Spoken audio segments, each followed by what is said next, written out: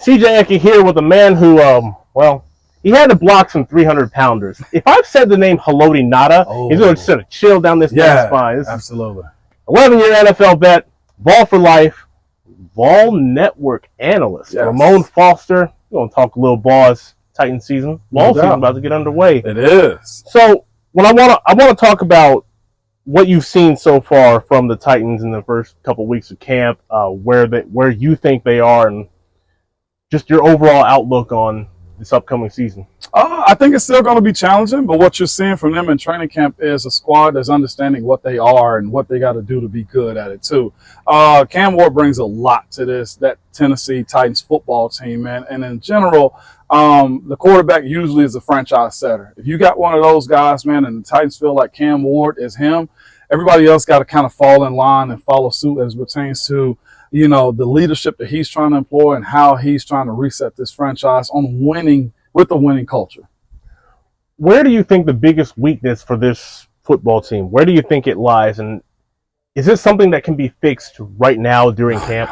It's never a quick fix, man. What you want, man, is minimize the deficiencies that you have and highlight the guys that are doing really good. And not just that, you want to be in a position where as much as you can keep those guys healthy, you do.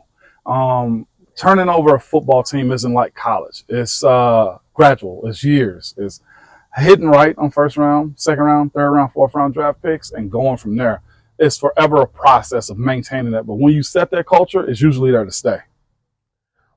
You played for one coach for your entire career, and the organization that you played for is not known for coaching changes mid-season or really at all. Brian Callahan enters this season with more eyes on him than normal. Yeah.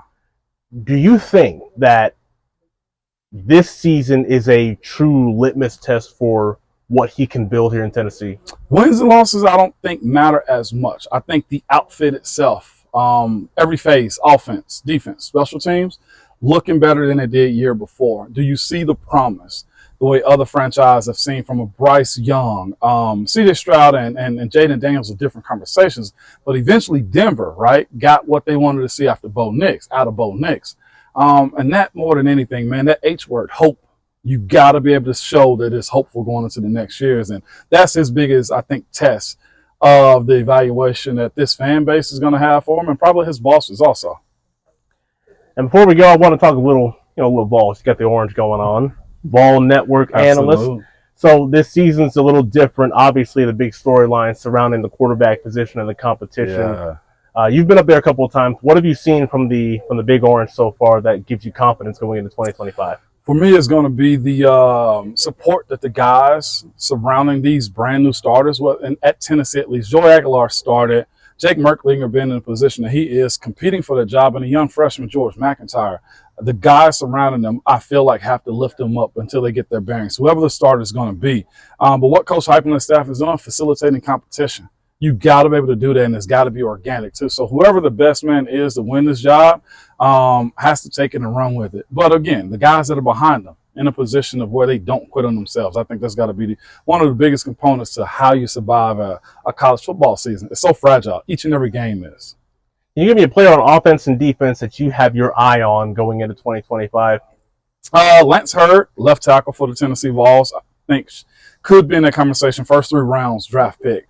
And then on the other side, man, I'm hearing a lot of stuff about 2 guys. Bryson Easton being one of them dudes and Josh Joseph at edge. Both of those guys could be tone setters. And there's so many other dudes on defense I could mention. But up front is why I start with those 2 guys. Whether it's the two-tone blue or the orange and the white, this man right here will have his eyes on both. Ramon Foster, Vol Network analyst, 11-year NFL vet. Thank you, man. Absolutely, CJ.